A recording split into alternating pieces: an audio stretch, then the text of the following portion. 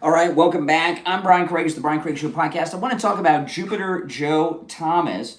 If you're on hold, by the way, stand by. I'll get to some calls in just a bit. And if you would like to call in, the number is toll-free, 888-465-2631. If you're watching live on YouTube, the number is pinned in the live chat. Now, Jupiter Joe Thomas, who offers free phone consultations, no matter where you're located in the United States, by the way, I want to talk to you about one of his annuity options that I think is just absolutely amazing. Now, annuities, you call Joe Thomas, you talk to him about annuities. Annuities are awesome. No matter what happens in the stock market, your nest egg, your money is safe. You will never lose money. And on top of that, not only will you never lose money, you're guaranteed income every month for the rest of your life. Oh boy, that's pretty amazing. And one of his annuity options, you can ask him about this. This is a big one. The income doubler for unexpected health events. Let me tell you, as you grow older, health issues, they become a big financial burden. Things are expensive. And, one of you, your spouse, you fall ill, who knows what happens. There's a lot of things you need. And whatever your monthly income is from your annuity, if you have that problem with the income doubler, it doubles. So if your income's $2,000 a month, it becomes $4,000 a month. Pretty good, huh? Absolutely. So give Joe Thomas a call. And by the way, most people, if you're married, you're both on the annuity. Only one of you have to have that health issue for that income doubler to go into effect. Here's Joe Thomas's number. Now remember, that no-charge consultation is available no matter where you're located in America. 561-743-0999. 561-743-0999. And online, jupiterjoe.com. Okay, so this massive release from Tulsi last week. If you're on hold, stand by. I want to get this next story out, then I'll take a call or two. This story is really developing with so many things. This Atlantic story I was talking about before the break, that happened because of Tulsi. Okay? Now we've got another story. Look at this. General Flynn vindicated by a new Obamagate bombshell. Newly declassified portions of a letter written by Obama advisor Susan Rice appears to suggest that General Flynn was being excluded from discussions about alleged Russian interference. Declassified email sent by Susan Rice to herself, I guess, that's kind of strange, but I know people do that sometimes, vindicates General Flynn, who was the original national security advisor to President Trump in his first term. General Flynn was later charged by special counsel Robert Mueller with lying under oath during an FBI investigation that got him in a perjury trap. In it, Susan Rice, who served as Obama's national security advisor, summarized a January 15th, 2017 meeting between herself, Obama, and then Sally Yates, who was the Deputy Attorney General, and Comey when he was FBI Director. And this is from the declassified email, all courtesy of Tulsi. From a national security perspective, President Obama says he wants to be sure that as we engage with the incoming team, that would be the first Trump administration, we are mindful to ascertain if there is any reason we cannot share information fully as it relates to Russia, Rice wrote. At the time, so what happened is, as this goes on, they set Flynn up. Now remember, when Trump was president-elect the first time and he met with Obama, Obama said, you can hire whoever you want, just don't hire General Flynn. Then he hired General Flynn while he was still president-elect. And this apparently really ticked off Obama. Comey said he does have concerns regarding that incoming NSA Flynn is speaking frequently with the Russian ambassador, the email goes on to say. Now, this is newly declassified thanks to Tulsi. Comey said that could be an issue as it relates to sharing sensitive information. President Obama asked if Comey was saying the NSC should not pass sensitive information related to Russia to General Flynn. And in the Rice email, Comey replied, potentially. So they set him up, and then Comey sent some agents to question him, and they got him in a perjury trap, and that was the end of it. I don't know exactly what it is with this obsession that Obama has with General Flynn, but it is definitely an unhealthy obsession, and they set him up. And now General Flynn is completely vindicated with what happened. This is all courtesy of these the declassifications that have been going on from Tulsi for the last 10, 12 days or so. It's pretty amazing. It is disgusting, no doubt. All right, we'll take a call or two. There's a lot more to cover, but let's go. You're on the air. What's your name? Where are you calling from? Hey, Brian, this is Sean from Massachusetts. Hey, Sean. What's up, man? Yeah, well, this is, whenever something like Obama says, don't trust something, that means you should. Yeah. And, anything that he says, General Flynn's a good man, and he's done a lot, and he's been very outspoken, and I'm happy that he's thriving now after what they put him through. Absolutely. And it's amazing how we got to, Obama just doesn't realize what a 5D chess master that Trump really is. And how fast he's moving, and he's caught everybody. He caught them all before he even made a move. And they're just so stupid to realize that. And everything he's doing, just like the big deal that he just made. You got idiots, these host towns like Schumer that go up in the Senate and start talking about how bad this deal is. Any way they can get a foothold into negativity, they're going to do that. And he's saying it's going to cost. Yeah, he's terrible. And $90 billion in tax. What is he getting that from? Yeah. Because he has talked about taxes of all people. He talks about taxes, but what we're seeing here is Trump's maneuvering. He's posturing, and this is just brilliant work. He's just doing it. Nothing's overnight. Yeah, and the story that I was talking about. Earlier with before the break with that FBI agent that's friends with Strzok that quit because of Bongino was looking into him. It tells you that Kash Patel and Dan Bongino are doing some serious deep swamp draining. It's just not public. They're doing things behind the scenes, and like Bongino has been alluding to in these mysterious posts to X. Mm-hmm. Well, I think that's the Donald Trump philosophy. You don't tell your enemy what you're going to do. It's just like when he was going to plan, military plans. One thing why were you going to tell the enemy and make it public what you're going to do? Exactly. The operation. I mean, it's the same exact tactics, and he's applying right through the FBI. I'm sure these guys, Bongino, and Patel are very smart men, and they know they have very, very common sense. And I'm sure they already knew this, but they follow Donald Trump's lead right here with the don't say anything, keep a low profile, strike fast, strike hard. And you know what? These things are going to happen. And they're going for the chinks that are in the armor, and what they're doing here is it's slowly happening. Like you said, there's some things that are hard.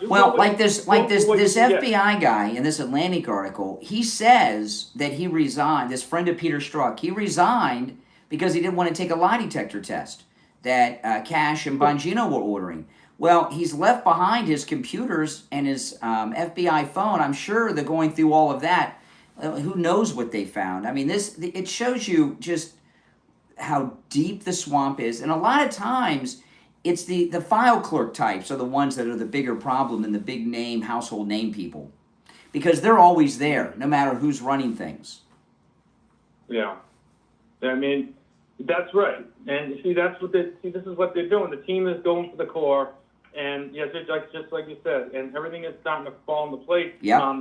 But like before, though, I mean, this is just going to be a gradual thing, and I think this is excellent. And I think that we're seeing more and more progress every day. He's winning every single day. There's a victory. There's several victories every day. Absolutely. And I'm loving every second. I am too. All right. Hey, listen, I appreciate the call. Take care. Good to hear from you. If you're on hold, stand by.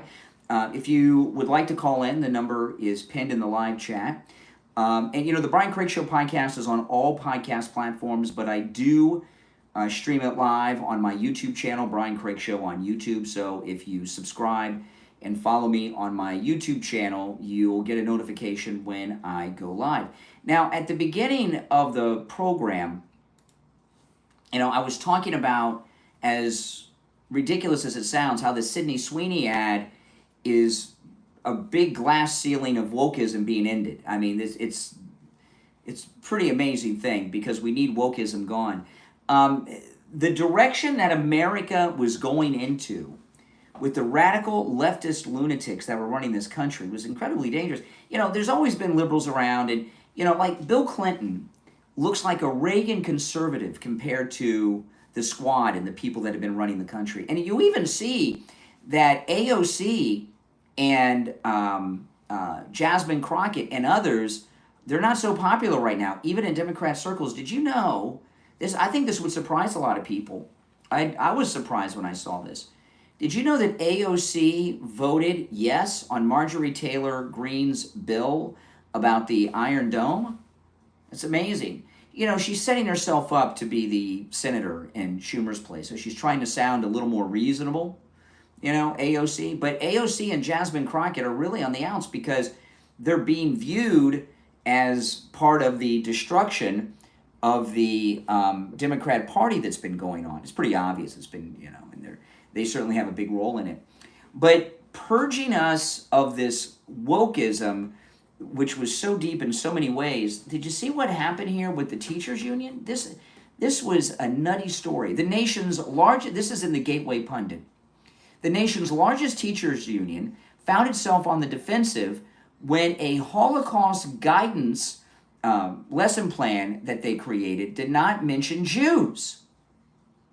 I'm not kidding. Listen to this. This is what they put in their, this is the NEA, by the way, the National Education Association.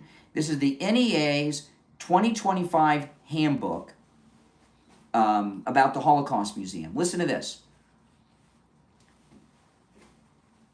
The National Education Association 2025 handbook makes no connection between the killing of Jews and the Holocaust. This was discovered by the Washington Free Beacon, which is a very good news source. Isn't that something? The NEA handbook says the union will promote the celebration of International Holocaust Remembrance Day by recognizing more than 12 million victims of the Holocaust from different faiths, ethnicities, races, political beliefs, genders, and gender identification abilities/disabilities and other targeted characteristics. So they basically were turning Holocaust remembrance into a gay pride thing. You know, well, let me finish up with this, then I'll share my thoughts. The National Education Association's handbook erases Jews from the Holocaust, they write, in the Gateway Pundit and in the Washington Free Beacon with this new Holocaust Remembrance Day lesson plan. That is, you know, crazy what's happened here, okay?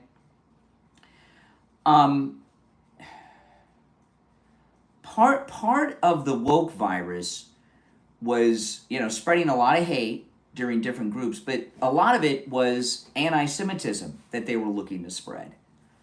And we've seen this. I mean, look what's going on right now in the city of New York. We have this radical socialist guy that's running for mayor who's Muslim, Zohan. We had this mass murder event yesterday. Witnesses said that the killer was shouting "Free Palestine." The building where he attacked is on the Intifada target list, number 5 on their target list. I pulled this up this morning. The Intifada zone of operations target list, where the guy hit yesterday, was number 5 on that list. He's yelling "Free Palestine." Have you seen the updates today? He was upset at the NFL over their concussion handling. Does anyone buy that? And, you know, we have an Islamic terrorist attack in New York City, where 9/11 happened in New York City, and they're calling it an attack on the NFL? Are you kidding me? And they're doing this for a number of reasons. They're normal, you know, politically correct liberal ways, but they're also, they got Zohan that they're covering for. But this stuff's not going to fly. We're in a new place now. This NEA Holocaust denial that's going on, you know, these wokesters that are upset that there's a white actress in an ad. They call that racism now. If white people that are actors find work, that it's racist if they work, at least in a lead, they have to be a background supporting character. You know, President Trump is purging America of all of this. None of it is unimportant. It's all important. You're on the air. What's your name? Where are you calling from? Hi, Brian and Sam again. How you doing? All right. I'm not watching your show, so I don't know what the topic that we're discussing. Do you want to let me know, or we just talk about anything? Well, if you're not, let me ask you, if you're not watching the show, how do you know I'm on live? Well, I know you're live. I saw that. Well, I don't. But you're not watching, but you know I'm on live. I mean, how, what? How do you know I'm on live if you're not following and watching? I know the show is live. I can see on your channel there is a video that says live. Oh, you got a notification. Okay. No. I did not get a notification. I looked Well, up this your is channel, not a. This so isn't a you were live. schedule. Okay. This isn't a. When I do the morning show, I'm on 6 to 9 every day. When I do the afternoon podcast, the schedule's a little loose. So, but that's okay. All right. So anyway, you're not watching, but I'm live. You called me. What's on your mind? What? Can I talk about any topic? No, I'm talking about a lot of topics. I'll see what's on your mind, but no, it's not open phones. But what's on your mind? Well, Epstein's on my mind. That's what I was. No, I figured. No, we're not talking about Epstein. Okay, well, you asked me what was on my mind. We're not talking about it then. It's not that what you're allowed to talk about. I am the way that it works. Okay, here's how it works. Okay, I host a show. I do a few shows a day. When I'm in the studio, I take live calls. Okay, the way it works is you watch or listen to the program. You hear something that you take issue with, maybe you agree with, you have an opinion about something I say on the story, and you call in about that. You got it? All right, so there you go. It is not open phones. Although, on Friday's morning show, I do open phones every Friday. I call it Open MAGA Mike Friday. Gee whiz. You're on the air. What's your name? Where are you calling from? All right. You're on, there you go. You're on the air. What's your name? Where are you calling from? Watch it's him again. You're on the air. Oh, hi. It's Sam again. Sam, it's one call per day. All right? If you call again, I was done. I was done. I'm doing a show here that you're interrupting. I asked for the topic. You want to give it to me. I know you are. Of course. Yeah, I am. Thanks for the call. I mean, my goodness. My goodness, what a nut, huh? Well, hey, listen, that's my life, being a nut. Okay, now over the weekend, Zohan got married, and remember I talked about this over the weekend. Zohan, who's running for mayor of New York, got married in Zimbabwe. And this is, Uganda. Got married in Uganda, where he's from originally, at his family's compound and mansion, which is really bizarre because his now wife, they've been living together in an apartment in Queens. So, he's running for mayor. Everybody loves a wedding. And a wedding is a real high-profile kind of thing. Why would he not have the wedding in a high-profile situation in New York where he and his bride live together in Queens and get all this media attention? Why go to Uganda? Something strange with that, right? There's something up with that. I got a couple of ideas, but I talked about it over the weekend, so I'm not going to get into that now. But anyway, the reason I bring up Zohan is because of this next story. So Zohan had security at his wedding. It was military personnel, Ugandan military, and they were wearing masks, which is liberals, they're very much against masks. Well, listen, when it comes to ICE agents, look at this. This is in Michigan. This is the local news out of Michigan. They're taking issue with masks. Listen.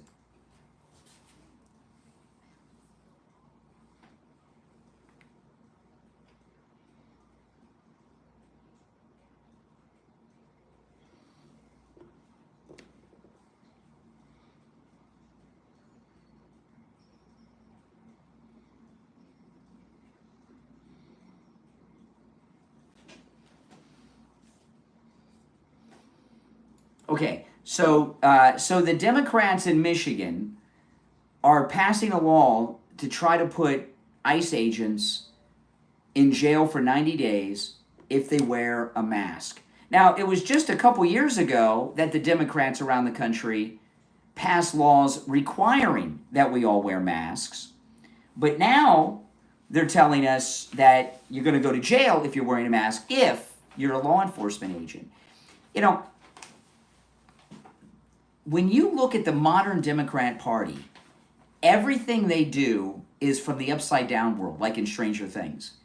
When do you see Democrats ever take a stand in favor of Americans? And again, not South Americans, not Latin Americans, but United States of Americans. It's a very bizarre thing. And there's a major conflict between that and Zohan, who has masked security at his wedding. On top of that, they got this guy that did this event who's yelling "Free Palestine." He's on the, and he hit a target off the global intifada list. You got Zohan, who won't condemn the term "globalize the intifada," right? He's Muslim. The guy's yelling "Free Palestine," attack the place on the list in New York, and they're calling it an attack on the NFL because they don't want Zohan to have to deal with it, answer to it, or be connected with it. You know, the fake news is just that, fake news. And no matter how few people watch them, even though they've blown their credibility, no one trusts them anymore, they still are back to their old tricks. They've never changed anything that they've done. You know, Rush used to always say, he says, the media is the only business that won't change what they're doing based on what the customer wants. Any other business gives the customer what the customer wants, except the mainstream media, which we now call the fake news. He's so right about that, or the legacy media, whichever you want to call it. Now, I want to talk about Dr. Philip Appleton and his laser wave pain treatment. Dr. Appleton, I think all the time, what would my life be like if I never met Dr. Appleton, because he's rid me of pain 7 times? It'd be a life of pain.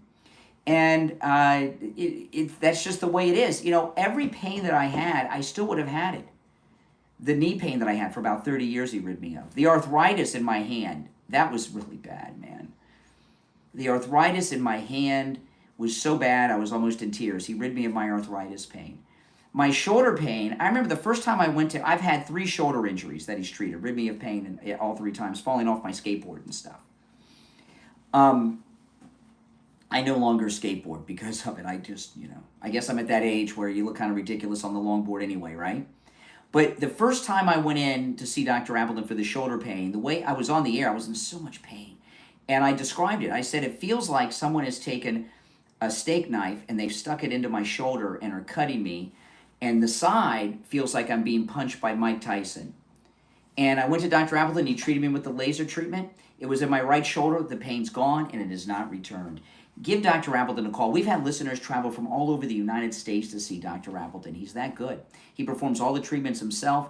Walk-ins are welcome. Appointments never necessary, even on Saturdays. Okay, you can find him online at AppletonCairo.com. You can also find his number at AppletonCairo.com or give him a call, 954-973-0710. 954-973-0710. That's 954-973-0710. And online, AppletonCairo.com. We'll be right back.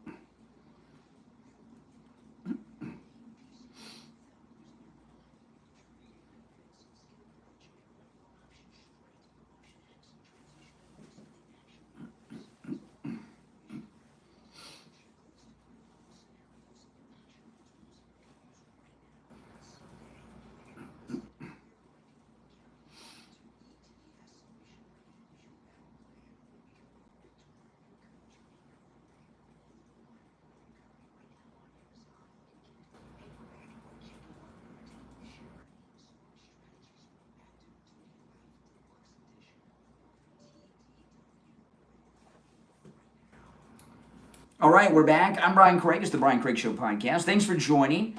Make sure you follow and subscribe on whatever platform you're listening on. Okay, let's take another call or two, then I'll move on to some other issues. You're on the air. What's your name? Where are you calling from? My name is Scott. I'm calling from Kansas City. Hey, Scott. What's up? Well, I'm going to tell you why I want to ask you about this, and it's pretty enlightening. Just very briefly, can you tell me why the NEA is anti-Semitic, or are they? Have they done anti-Semitic things? Yeah, they have. The NEA's, yeah, if you put together a lesson plan about the Holocaust and it excludes Jews, that is a purposeful thing. That is anti-Semitic. Yeah. Okay, I'll tell you why I brought that up and wanted you to explain that. Sometime back, and I hear these things, I'm very busy in my life, but I heard something very, interesting. Randy Weingarten, head of the American Federation of Teachers. A complete lunatic. A complete lunatic. Was working with Trump, who ordinarily would not be working with Trump. Yeah. To take down the Department of Education, which is tight with the NEA. And I'm going, okay, what's that all about? Yeah. I'm not too sure about that because I hear Randy Weingarten complain all the time about Trump and Republicans. She's a very nasty, psychotic person. Bro. So I don't know what context she's helping Trump with. I've heard her talk about being outraged that he's shutting down the Department of Education. You've heard what now? That she's angry that they're closing down the Department of Education. I haven't heard what you said. Okay. But I mean, I could be wrong, but Randy Weingarten, I cannot imagine her ever working or cooperating with Trump, or Trump wanting her or accepting her help. I'm right there with you, man. Right there with you. But how does, Randy Weingarten, who was educated at Yeshiva University with her wife, who is a rabbi, what? Randy Weingarten is married to, wait a minute. Randy Weingarten, the teachers union head, well, I guess she quit, but the phone is married to a woman who's a rabbi? Just look it up. Oh, my Google goodness. It, buddy. Okay. It's not surprising. I just never heard that before. Oh, my goodness. Yep. And so how does this gel if the NEA is anti-Semitic and you got over here the American Federation of Teachers, Randy Weingarten, and her... I think her wife is named Kleinbaum. Well, I don't know, but listen, there's been a big move by the anti-Semites to take over the education system of the entire United States. Have had a lot of effect. I mean, look at the universities. So it doesn't surprise me about this NEA lesson plan, removing Jews from the Holocaust education lesson plan. That's, it doesn't surprise me that they do that. I'm surprised it's taken them so long to get that in. Wow. Yeah, I don't get this. All right. I have had many good Jewish people who have employed me and helped me in through my life, and I'm very proud that my uncle knocked down the gates of Dachau with his Sherman 10. Awesome. And so I don't get this anti-Semite stuff. Granted, there's all this talk about Epstein working for Israel and that and this, and you've heard. We don't know too. that. I mean, maybe not. I mean, a lot of that comes because he was a Jew, so they say Mossad because he was a Jew. Not all Jews are Mossad. I mean, he was a bad guy. Don't believe me. I'm not defending him, but that we don't know that. That's something that people just assume. Yeah, I'm right. Like I'm not saying, they did it. No, I'm just saying, we've heard all this garbage. And the USS Liberty and all that other junk. All right, hey, listen, I appreciate the call, man. Take care. All right, I'll look into that Randy Weingarten stuff. You're on the air. What's your name? Where are you calling from? Hi, my name is Tam. I'm from Connecticut. All right. Yes. What's on my mind is that you're talking about wars that Trump started. I'm just a little confused as how bombing Iran stopped the war. He's ended wars. He said today in Scotland he's ended about 5.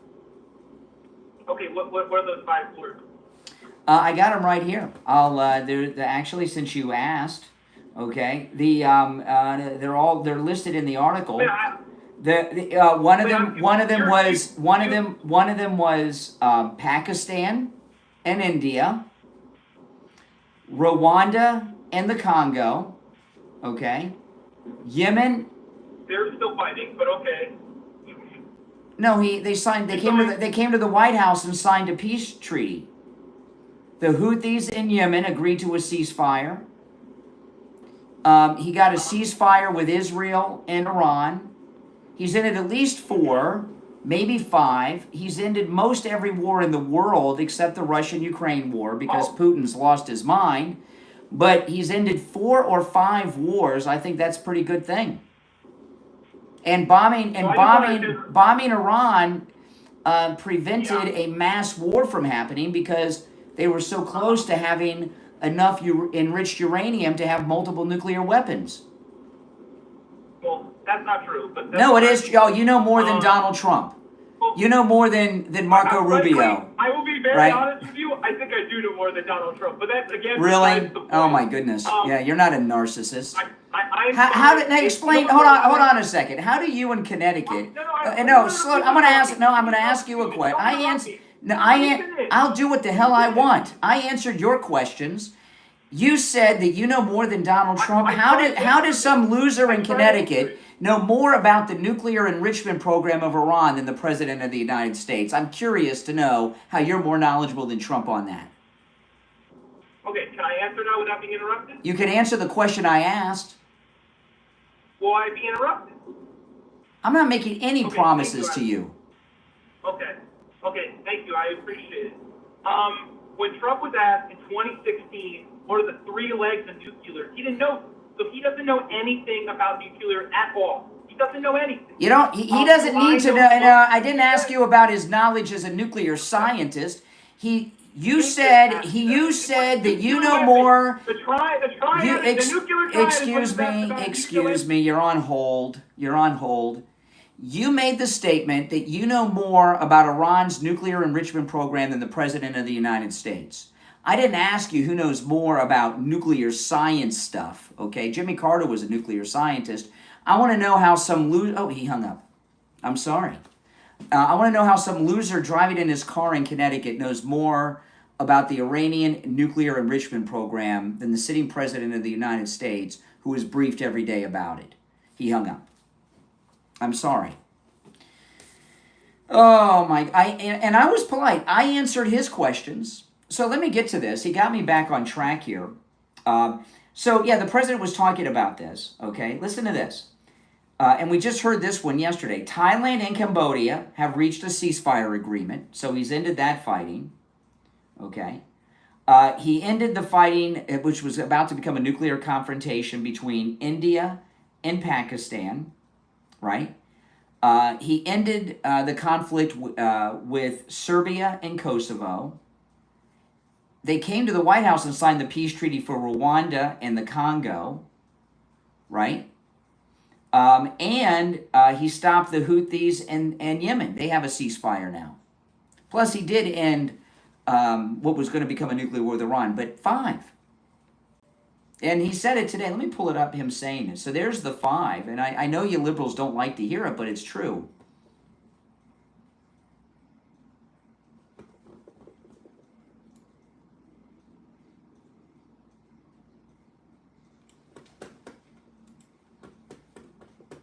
Well, let me rewind that. I'm not sure.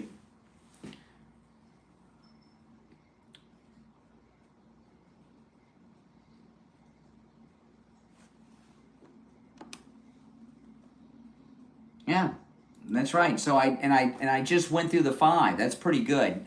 And as an American, we should all be very proud of him for doing just that. All right, let's take some more calls. You're on the air. What's your name? Where are you calling from? My name is Pam, and I'm from Massachusetts.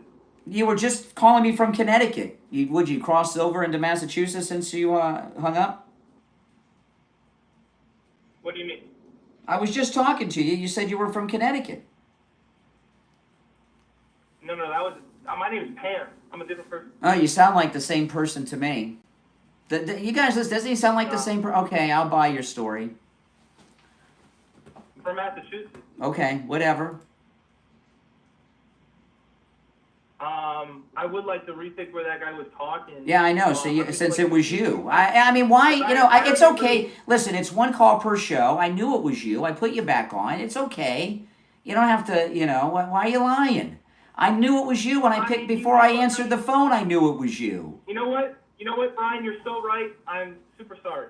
Okay. I'm sorry. I respect a man who admits when he's busted. Go ahead. Thank you, Brian. I appreciate that. That's what real men do. We apologize. We Yes. accept our faults and we recognize. All right, you called it. All right, hold on. Let me answer some of these other phones. All right, but now you've confessed your sin. So what's on your mind? I'll give you credit for that. What's on my mind is I would like to pick up from last time. Trump doesn't know about what the nuclear triad is. So I do think he knows nothing. You don't have to know. You don't have to know. He's got experts who know, who brief him, that tell him that they were 2 weeks away from having enough enriched uranium to weaponize a bomb. You're not when you're a president, you're not an expert in a lot of these things. You have experience with that, right? You have experience with that? With what?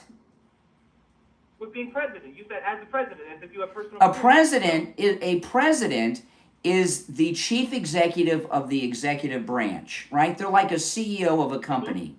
And when you're the CEO of a company, excuse me, when you are the CEO of a company or the chief executive of the executive branch of government, you have experts in their field that run things underneath you. As an example, he's not an attorney, but he hired an attorney, Pam Bondi, to be the attorney general. Okay, so you hire the best people that you can find that agree with you on the things, and their expertise briefs you on the situation.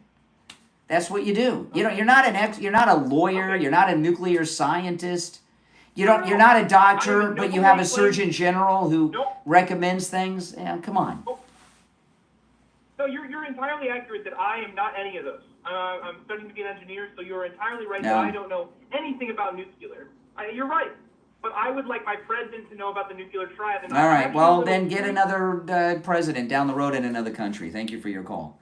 Who cares what you would like? America chose Trump again. You're on the air. What's your name? Where are you calling from? Hey, Brian, it's Sue from Aventura. How you doing? Hey, Sue, what's on your mind? I just want to tell the listeners out there, Brian's doing a wonderful thing for us. Just, if you can just calm down and talk normally to him. He's teaching us history. Yes. Please be kind to this man. Please.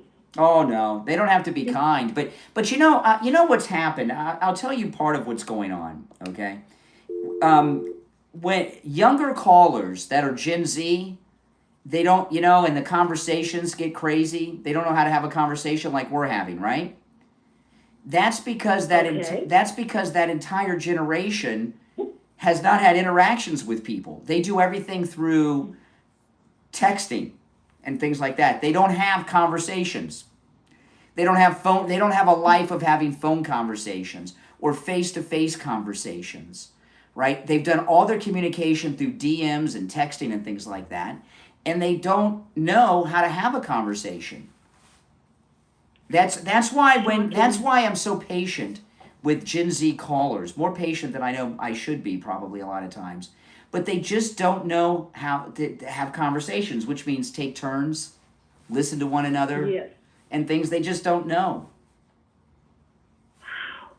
Well, we need to teach them somehow, some way. No. This is just... I know. They're so unhappy. They need to cheer up. They just need to cheer up. Ugh.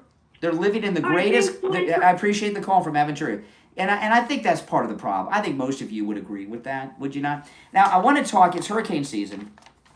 I want to talk about Tom Laporta at Laporta Roofing. We found Tom Laporta because Steve, he had a wet spot on his ceiling and ignored it, and it caused a lot of problems in his house. If you have a wet spot on your ceiling, you got a leak in your roof, and they don't fix themselves. They get bigger and bigger and bigger.